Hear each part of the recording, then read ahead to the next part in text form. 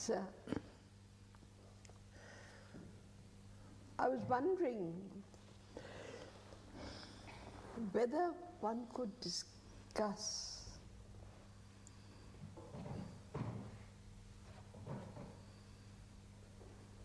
the wonder and nature of birth in the human mind. Not birth as having a baby, but a mind that is jaded, old,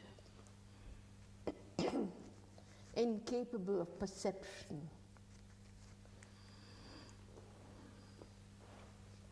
Can it renew itself or be totally have a new perception? I think that is a problem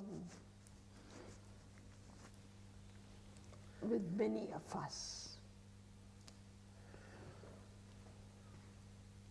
As one grows older, one finds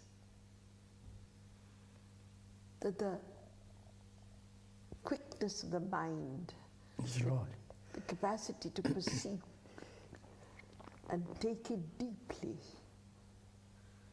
perhaps dims. Are you asking is it possible to keep the mind very young? Yes. And yet ancient? Yes. You use the word ancient. I would also like to go into the nature of what is meant by the word ancient. If we could go into the nature of that first, because you've used it, and I've heard you use it several times. Obviously, it is not that ancient quality, is unrelated to time as yesterday. Yes. Let's go into it. What is the nature of this ancient? But after all, human brain, as far as one understands, and if you have listened some of on television, the scientists talking about the brain, quality of the brain, and the brain works and so on. It has its own protective nature, protective chemical reaction when there is a shock and when there is a pain and so on. We are, after all, or our brains are very, very ancient, very, very old. It has evolved from the ape, the human, the ape standing up and so on, till now. It has evolved through time, through tremendous experiences, acquired a great deal of knowledge, both the outward knowledge as well as inward knowledge. And so it is really very, very, very ancient. And it is not, as far as I can understand, as far as I can see, it's not a personal brain. It's not my brain and your brain. Can't be. But obviously, your brain and my brain have a different quality of the ancient in them. No, let's mine or yours for the by moment. making a statement. I'm just exploring the beginning, laying the few bricks. If that is granted, that we are very old, very ancient, yes, in that sense, yes,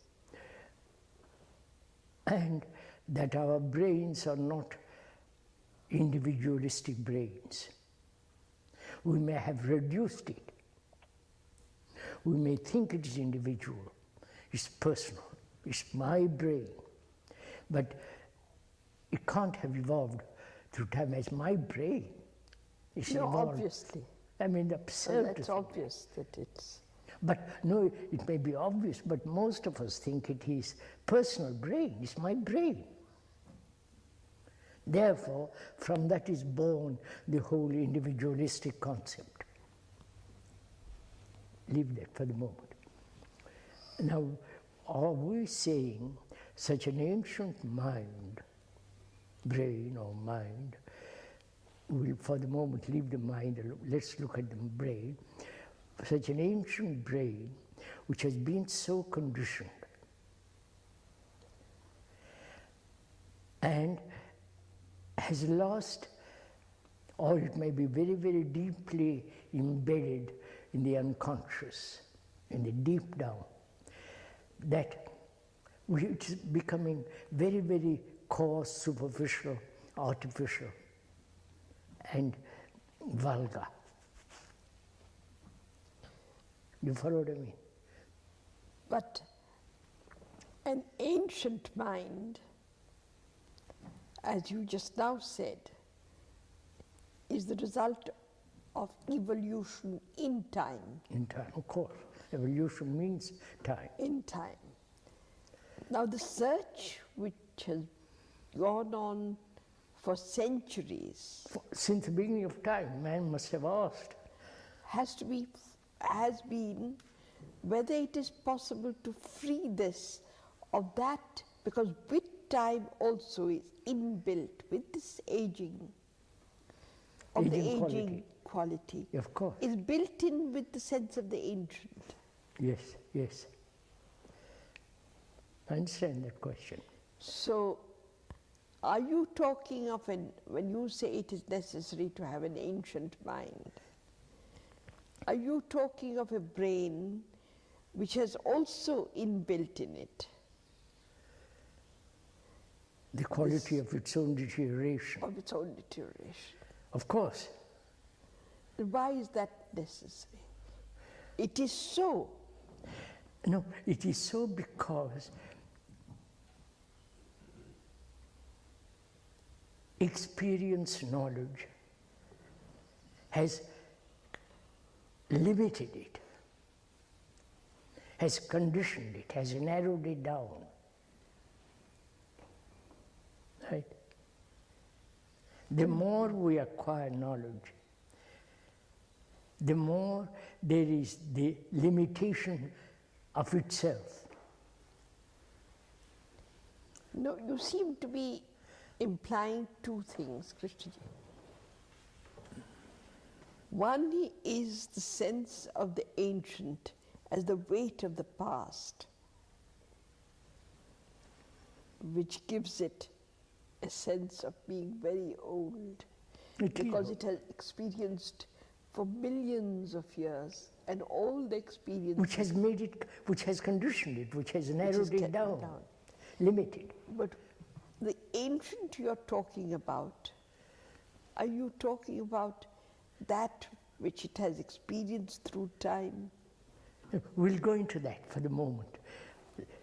First, let us see how ancient it is in the normal sense of that word, and how it has, in its own million years of experience, has limited itself. Therefore, there is the quality of its deterioration.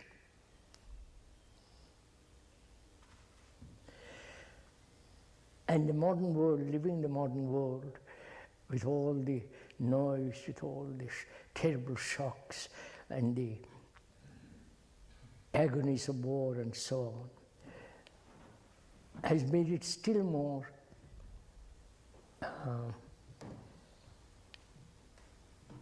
limited, more in conflict. Because in its the very limitation brings its own conflict. So there is a mind which, because of the sense of these million years, gives to it a density and weight. Yes, yes, you're quite. Then there's a mind which is brittle. Which is? Brittle. Yes. No, are you Which saying? is easily corroded. No, let's go. The mind and the brain, let's for the moment, which are you talking I'm about? talking of the brain. Brain, don't use the word mind. All right, I'll use the word brain. The brain has a certain weight to it, You said that, and yes. a density to it, Yes, quite. which A coarseness to it, a heaviness to it, quite. heaviness to it. Now, is that what you mean by the ancient? What? Is that what you mean by the ancient? Not quite. I just What want to do go into a little bit slowly.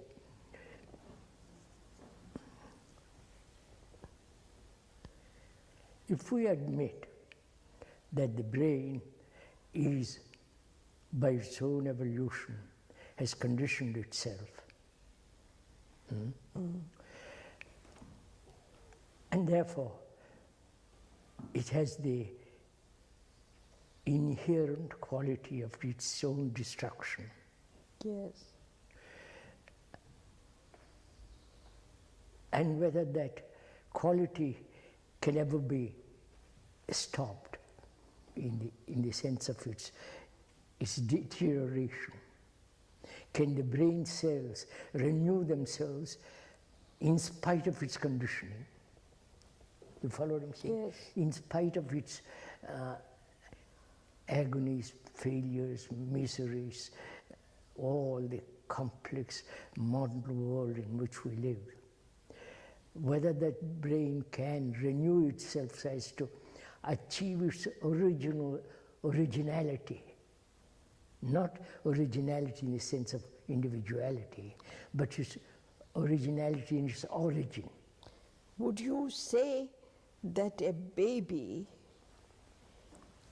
the brain cells of the baby are original in that sense? No, of course You not. wouldn't. Of course not. So what is meant by an originality of the brain cell?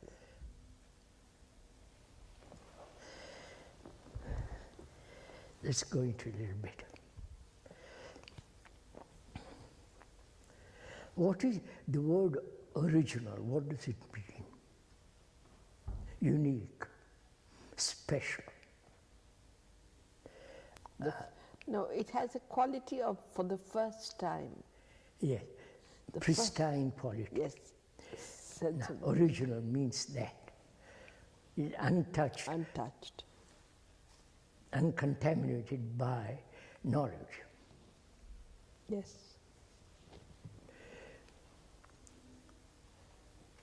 Can it?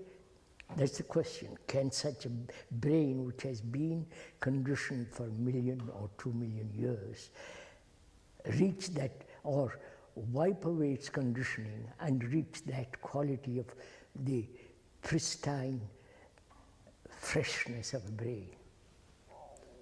I don't know if it may be a wrong question altogether. But it is, I think scientifically, they would say that the brain cells are dying all the time. All the time. Therefore, the number of brain cells available Or renewing it, and also renewing itself. The apparently certain cells die and certain cells are reborn. It's not dying all the time, so the brain goes to pieces, dies. No, but the very fact of aging is that the renewal does not keep in. Yes, that's it. Yes, but that's the whole point, isn't it, really? Is it possible for a brain that has been conditioned, and therefore, as you put it, the built-in quality of its own deterioration, can that quality stop, end, disappear? Yes. That is, can the brain keep young? Young in the sense Yes, brain keeps young. fresh, alive, Yes, has a quality of its originality. yes. How would you Proceed from there. proceed from there? I think we have to go into the question, what is consciousness? Right? So that's part of our brain, part of our whole being, which is our consciousness. Right? What is consciousness? Not only the being conscious of things, outwardly and inwardly, but the whole content of consciousness. Because without the content there is no consciousness, as we know it. So, can the content which makes up this consciousness, can that content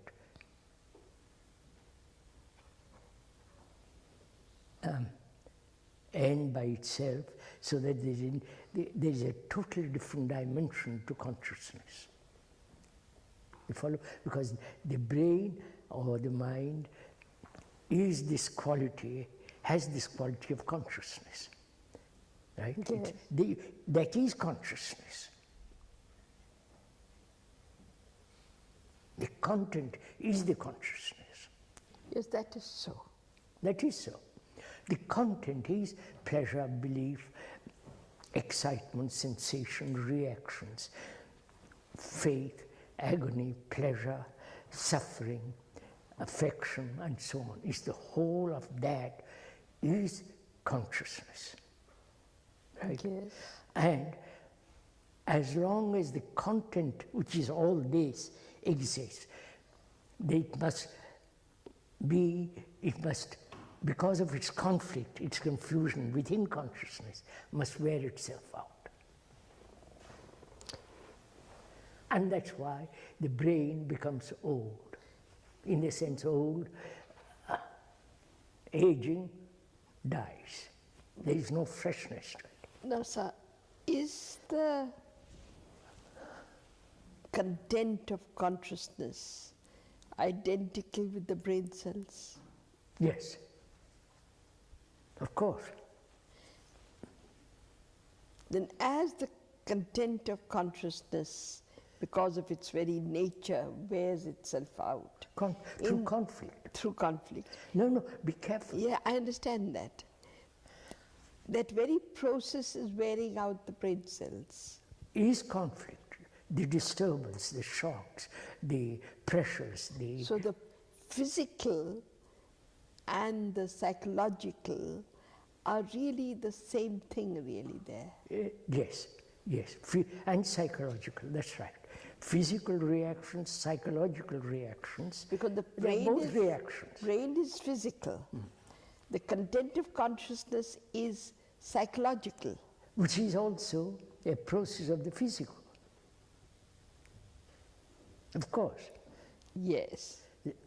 Yes. So it is psychological as well as the physical, with all their reactions, bring about the thought of pain, the thought of agony, the thought of pleasure, the thought of achievement, ambition, and so on, so on.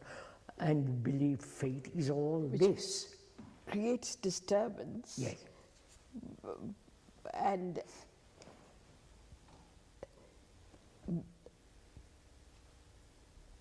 but the nature of the brain cells is to continually die. Yes. They carry on. The tradition carries on. It's inbuilt. That also is inbuilt. Of course, there. Therefore, and also its own protection, its own reaction, chemical reactions from what one hears, is its the cells with their reactions, they produce their own chemicals to protect itself. yeah. But so is time inbuilt. Of course, after all, that's product of time. Yeah. Time is inbuilt in the brain cells. Now the question really is whether all this consciousness with its content end in the sense conflict totally end. But with conflict totally ending, will time end? Yes. After all, that is what sannyasis, the monks, the real thoughtful people have inquired whether time has a stop. Right? Of course, they've all asked this question. Yes. But you're talking of time now as the psychological process of conflict. Conflict, yes. Not time as duration or the watch or... No. So what is it that we're trying to find out? What Rather is it? Investigate together. What is it that will bring this quality of birth into the mind? Quality of Birth. birth in the sense of, well, no, let's be clear what you mean by birth. A new, fresh element entry into it. Continual, I won't use the word continual. No, you can't. Let me cut out continual. But being born and with the freshness of birth, Huh? with the freshness of birth and purity of birth. No, wait a minute, be careful. Birth, you mean what? A baby is born and his brain is already has the quality of its father, mother, and also the tradition. It's being gradually bring all that out. But birth also has that quality of the new. Birth is, it was not, and it is. You are using birth in the sense, just let me clear, the old being born, the ancient mind, the ancient brain, which is neither yours nor mine, it's the universal brain, is reborn in a baby. It's reborn in a baby. And the baby, as it matures, the brain is the common brain. But what is reborn in a mind That's what we want which to is know. free? Yes. Is it the ancient reborn?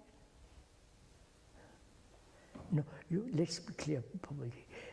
First, is it possible to be free of this conditioning of the brain, which has brought about its own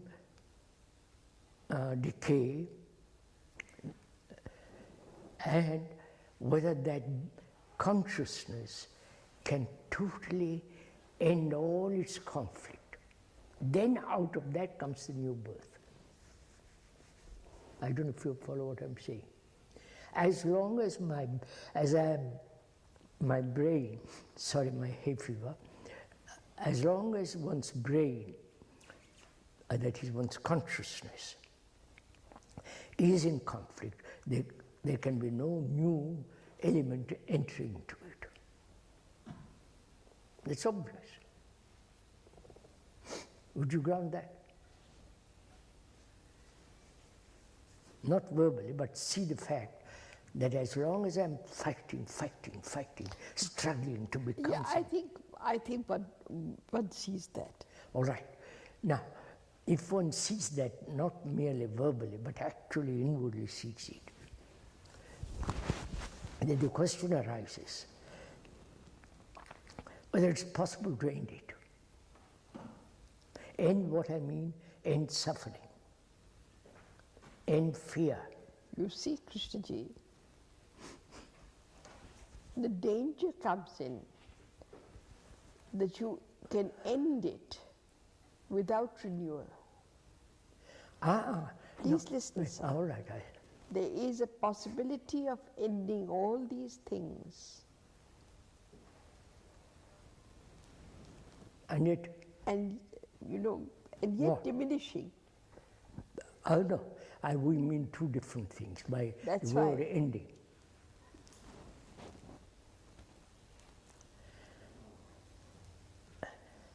Ending what? Ending that which is. Ending that which is. Which is my consciousness. All the thoughts that I have had, all the complexities that have been accumulated through time, the ending of that. So we'll have to be clear what you mean by ending. Either you end it by deliberate act of will, or deliberate ideal purpose by a superior goal. You see, Krishnaji, when actually ending happens, which is this coming to a stop, the real standing still of the mind, it happens without, without any reason. Yes. It's not that Sometimes. Let's go slowly. Yes. Sometimes it happens without reason. Yes. It is not due to any single Volition. thing. So, is it that you throw yourself to chance? No. Let's be clear first, Pupili. What do we mean by ending? Is the ending, does the ending create its own opposite? No, because... Be careful, let me know. No, We sir. generally mean that. I end this in order to get that. No, I'm not talking of that ending. So, I mean by ending the total perception of that which is, total perception of my consciousness. The complete perception of that consciousness, which is insight. That insight has not a motive remembrance. It's immediate perception, and the ending of it is there is something beyond, which is not touched by thought. That's what I mean by ending. Is it the million years which you call the ancient? No, that's part of the ancient brain, of course, naturally. Is it that the totality of that million years sees itself? Yeah, that is the real problem.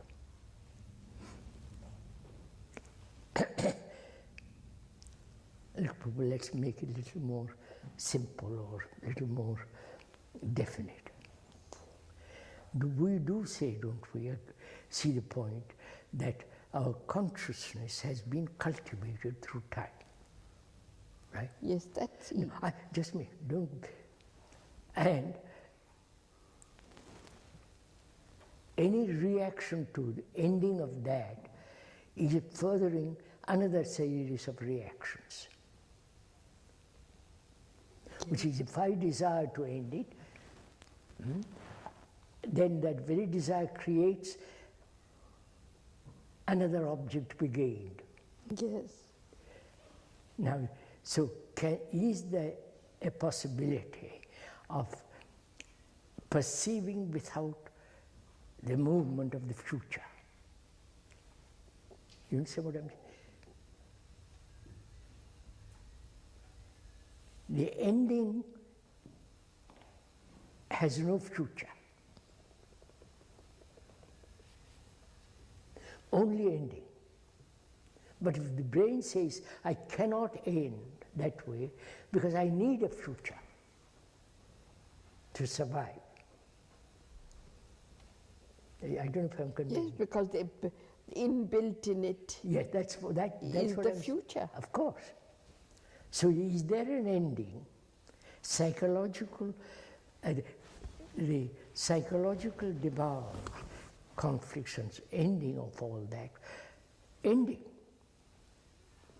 without the thought of the future, what will happen if I end? I don't know if I'm conveying anything. Because, look, I can give up something if you guarantee me something else. I'll give up suffering if you guarantee me that I'll be happy by the ending of it. Or there's some extraordinary reward awaiting for me. Because my whole brain is constructed as part of that consciousness, reward and punishment. Punishment is the ending, and the reward is the gaining. Okay. Now, as long as these two elements exist in the brain,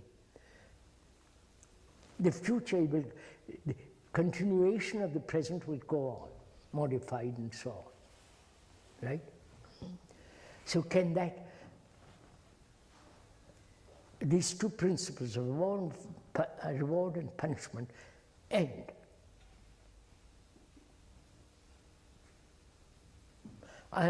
When suffering ends, the brain is not seeking a future existence in paradise.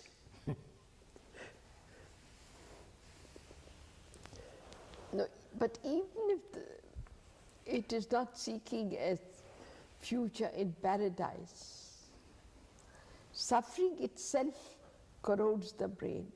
Huh? Suffering itself corrodes the brain. Yes. But you see, Papanji, it is very important to understand, I feel, that the brain is seeking constantly security. It must have security. That's why tradition, remembrance, the past has extraordinary significance. Right? It needs security. The baby needs security. Our brains need security. Security being food, clothes, and shelter. Security is faith in God, faith in some ideal, faith in a future better society. All these contributory causes which makes the brain say, I must have deep security, otherwise I can't function. Right? So, physically there is no security, right? Because it's going to die. It knows it's going to die. Psychologically it has no security, actually. Am I going too fast? No, it's not that. With all this, It's part of my consciousness. I still say that there's one central demand. What? There's one central demand. Which is to survive. No, sir. What is central demand? The central demand is to have a mind, to have a brain,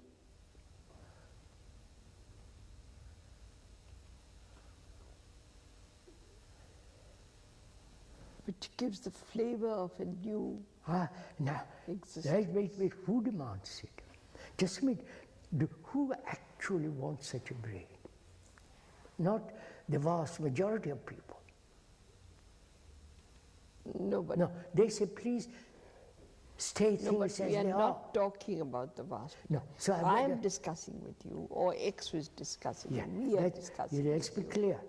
So it's basically that. I mean, security, many ways of getting security. What? There are many ways of getting security. I question whether there is security in the sense we want security. So the brain will never understand. Oh yes, it The will. brain will never understand. Oh yes, yeah. Because inbuilt in its very No, but that's why I'm saying perception is important. perception of what? Perception of actually what is first. Yes. So Move from there slowly. perception of what is includes the creative things it has done, the stupid things it has done, what it considers worthwhile, what it considers not worthwhile. So the perception of all these and the ending of all this. No, just a minute, be careful. Let's go slowly, if you don't mind. Perception of what is actually going on, right? Both physically, outwardly, and inwardly. What is going on around me, and psychologically, inwardly, what is happening. That's what is. Yes. Now, the question is, can what is be transformed? Right? Which is my consciousness, which is part of the brain. But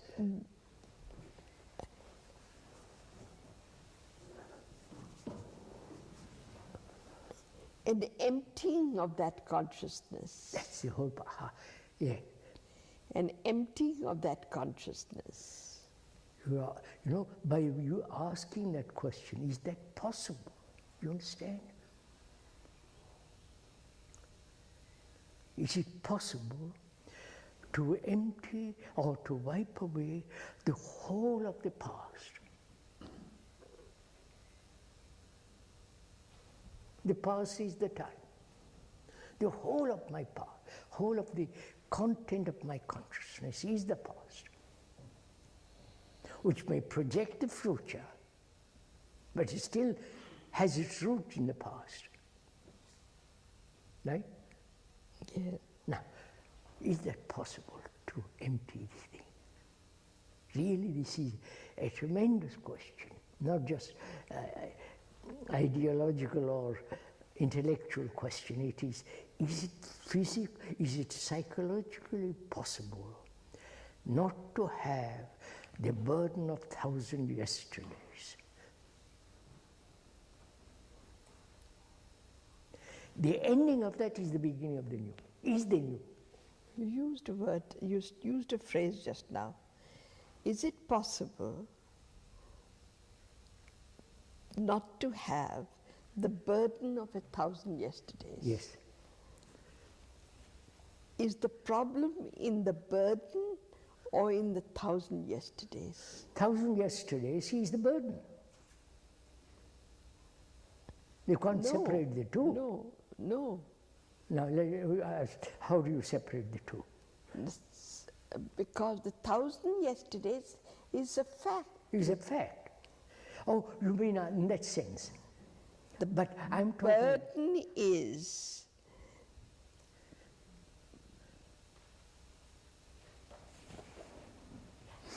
when I have given the special content to many of these experiences which I have had. Of course. But the 1,000 yesterdays are... 1,000 yesterday. Just a minute. Would there be 1,000 yesterdays if there was no remembrance of those 1,000 years of struggle, whatever it is? Can I separate 1,000 years? I can separate by the calendar. Yes, you can, sir.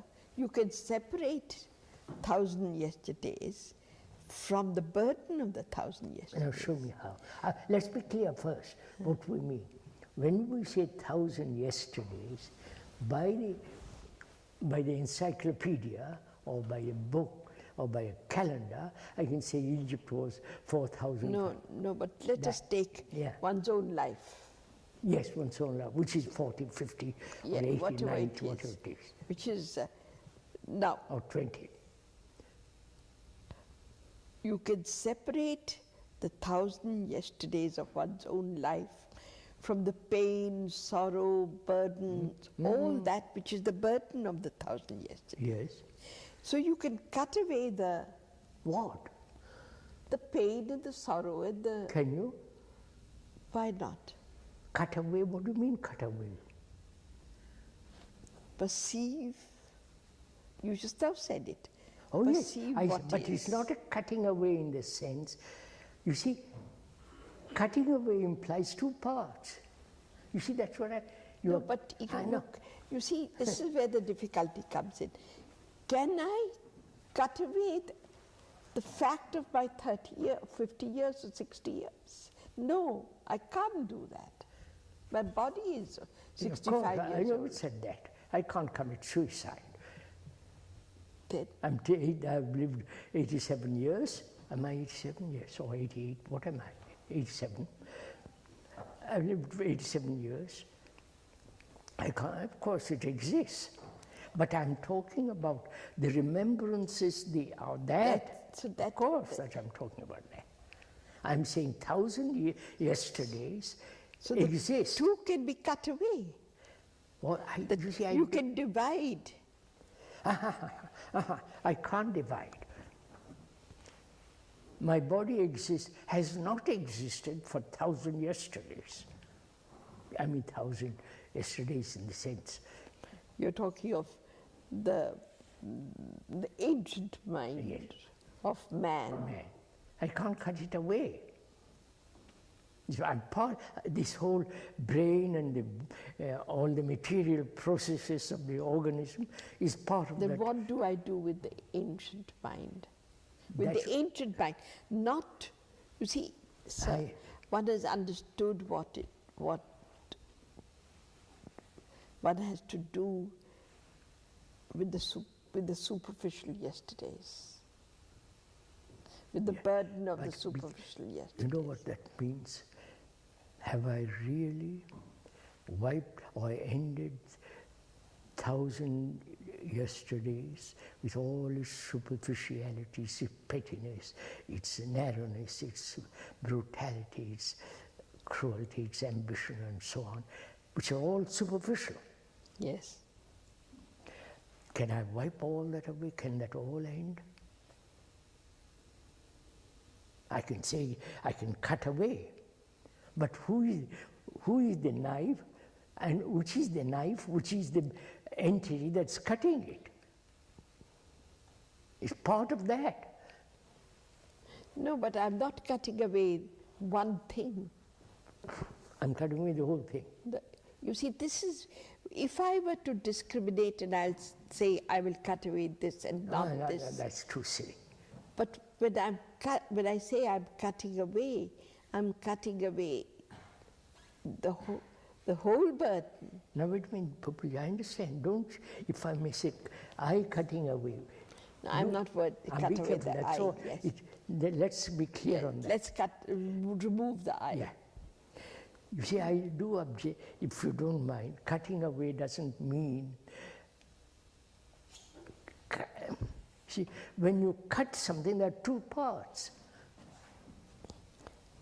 Yes, what I'm trying to get at is that, see, this is where a lot of confusion takes place. I know verbal confusion takes place. Because Semantic. you cannot cut away the 87 years or the 65 years, 66 years. Of course not. You are not 87. I I'm am. 66.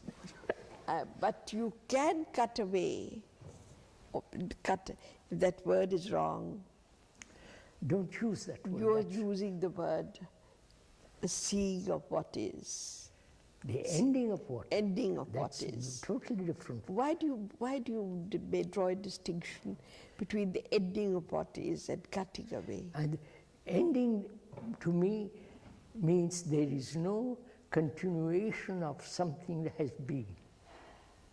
What is in cutting away? Why is that? Cutting away implies, when I cut a piece of wood, there are two parts of the same thing.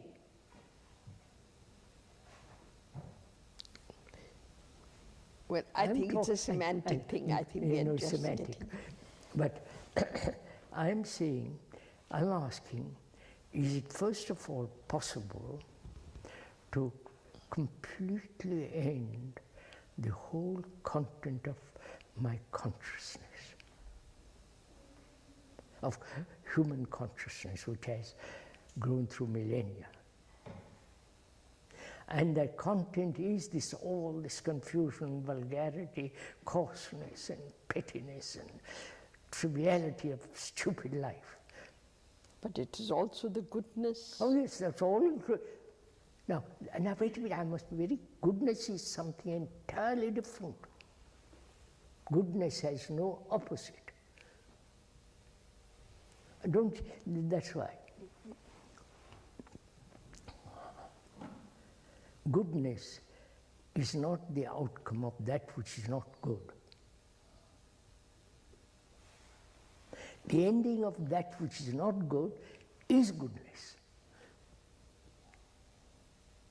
That's it, better. Now, is it possible to end all this conflict?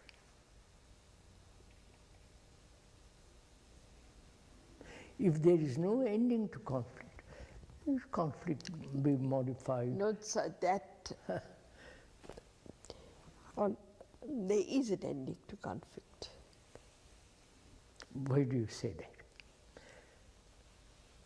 There is an ending to conflict. Is there or a forgetfulness of that which has caused conflict, or really ending? So do you mean to say, sir, the very fact of ending of conflict is the birth of the new? Yes.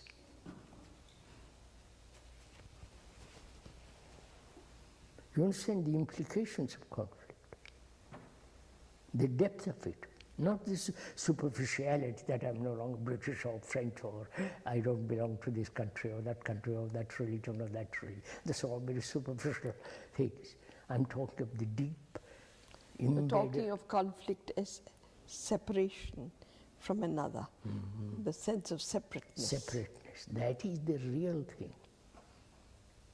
Isolation.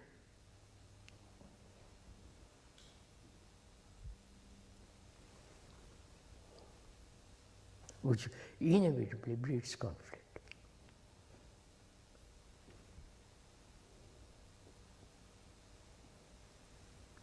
Is that possible?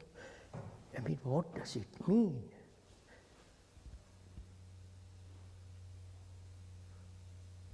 So the brain is, there is no conflict. There may be, now wait a minute, the problems may arise, you follow? But that those problems are dealt with immediately ended. Problem means conflict. Why should problems arise? The word, common usage according to dictionary, is something, a problem is something thrown at you, which is a challenge. Problem means that. Something you have to face. Yeah. We resolve the problem intellectually or physically and so on and so on, which is still creating further problems, like the politicians, what they are doing. You conquer, and the results of that conquering is some other factors, which brings another series of problems. You keep this problem going all the time. I'm saying there is no problem.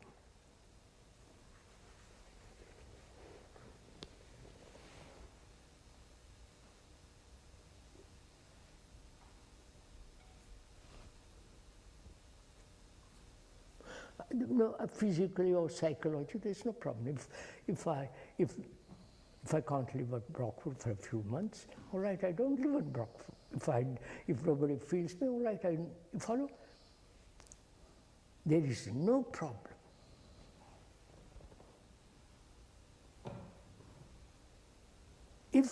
if a new thing arises, either my brain is incapable of solving it, and therefore it becomes a problem. You mean to say, sir, That's the whole point of it. for the birth of the new, No, that's it. You're getting it. Must be. And therefore the birth of the new is the most ancient. You follow? can we go into that a little? Would you say a little about it? For after all, that is the ground beyond which there is no other ground. That's the origin beyond which there is no other origin.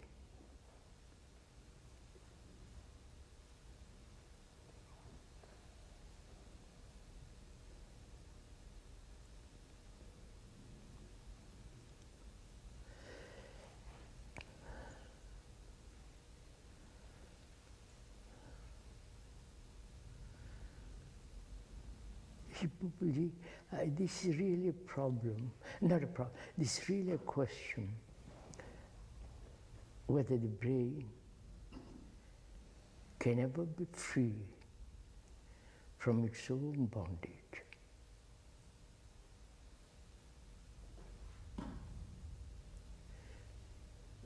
After all, ending something is not total freedom. Right? I can end, say for example, my hurts. If I have hurts, I can end it very simply. But the images that I have created about myself, those images get hurt. Yes. And the maker of the images is the problem, right? Mm-hmm. So it leads more and more something, which is to live a life without a single image.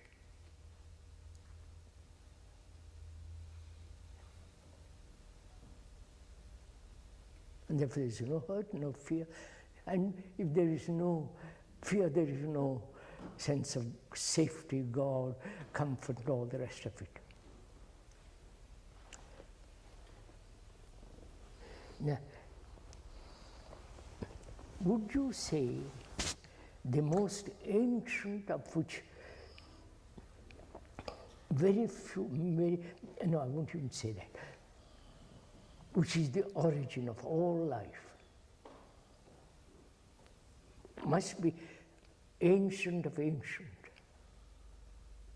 beyond all thought of old or new. That is the origin of all life. When the mind, which includes the brain, when that mind reaches that point of that ground which is totally original, new, uncontaminated, is that possible? Meditation has been one of the means to reach it. Silence in the mind has been the ways that one hopes will bring about that coming to it. See, we're all making efforts to come to it. That's what I'm saying. It requires no effort. And the very word effort means conflict.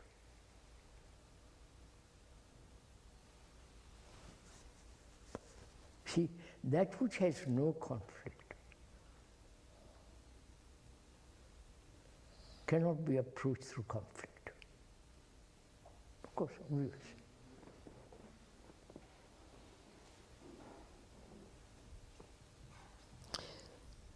In a sense, does it really mean that there is no partial approach at all in your teaching? Impossible. How can there be? If I approach it through various paths which the Hindus have said, Karma Yoga and all the rest of it, it's just partial. You can't approach it. Then what do you see? You're back That is there. the real problem. What do you do? You're an ordinary human being. No, you can't do anything. First of all, you can't do anything. You can only do physical activities. Psychologically, you cannot do anything. This is what you mean, physical activities. Creating garden, building houses, technological. But the blah, physical blah, blah. is going on. Huh? Physical is going on. Is going on. So what does one do?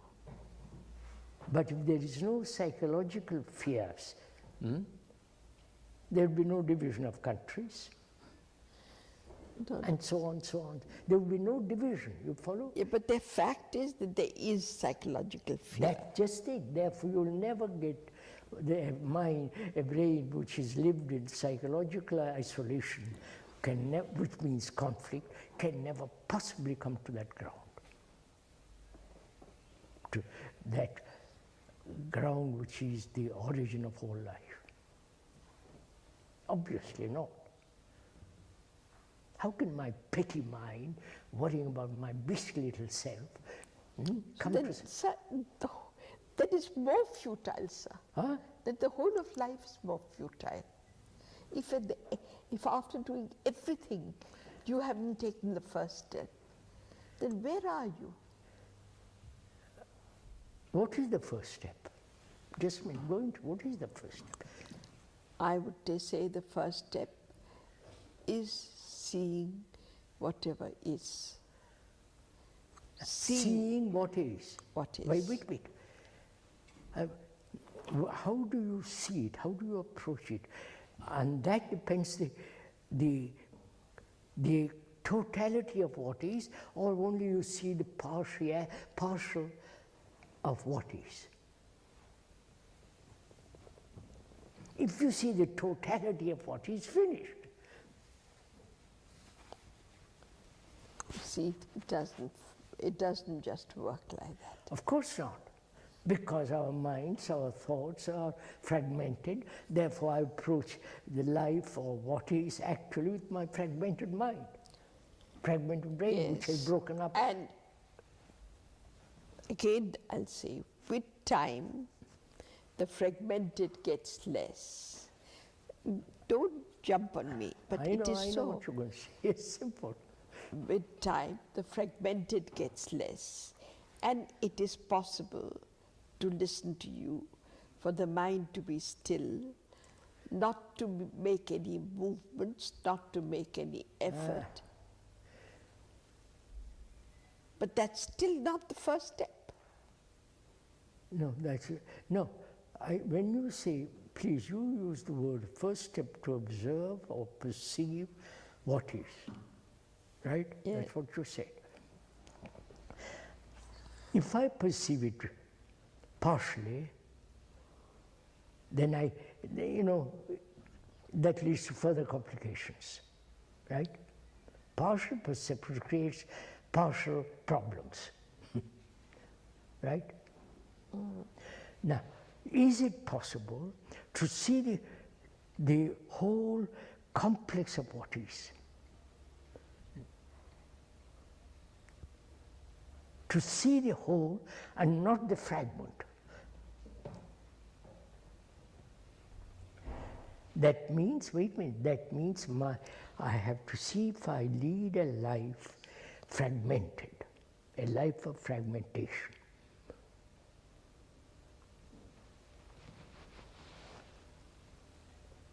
That is where I would begin.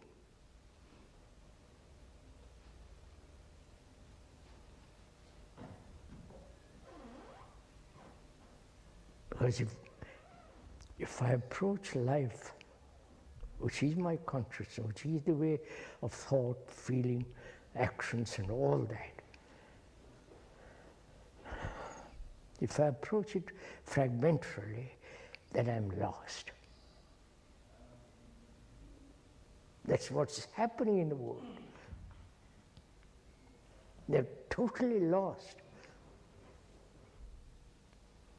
Those people who govern us, those people who tell us what's right, what's wrong, all the rest of it.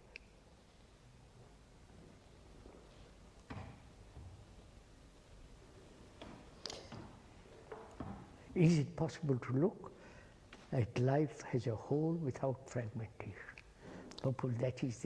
Why doesn't the ancient mind see this? Can't, won't. How can total, complete order? But you said that the ancient. Just a minute, that is the ancient. The original ground is the most ancient. Now that's there. No. What do you mean, no? Unless it is there as an idea, which is what all people have maintained. God is there. They're just an idea, a concept, a projection of our own desire to be comfortable, to be happy, to be all the rest of it.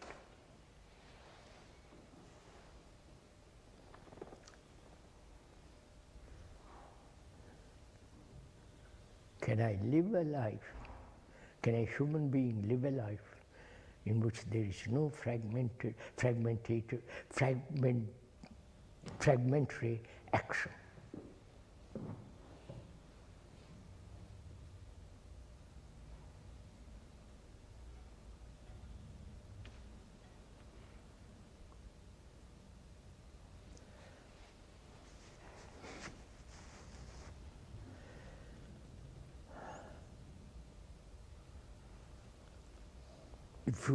If somebody says, where am I to begin?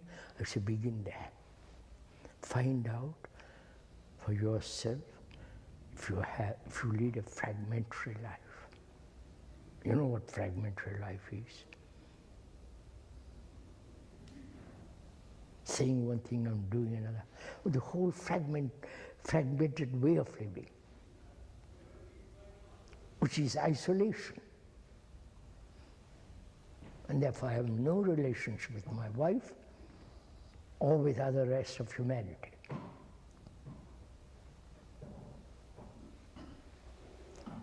So begin there. You know what that means? What tremendous inquiry you have to make to find out.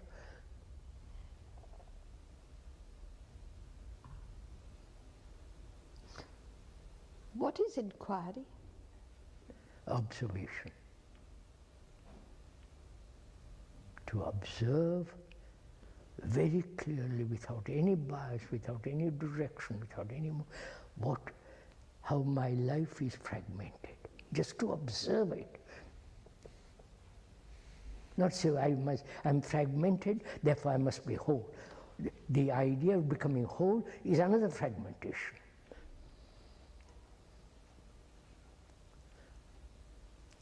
So the implications of observing the way of fragmentation.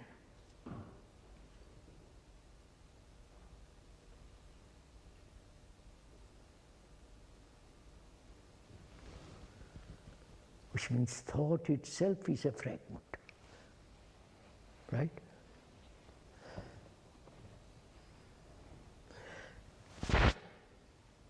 And that is the cause of fragmentation.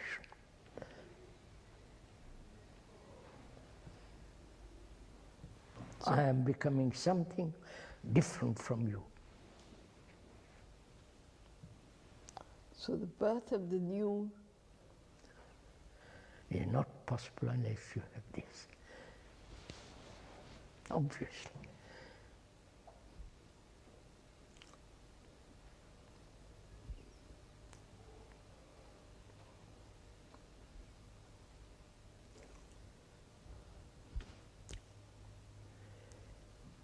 Stop.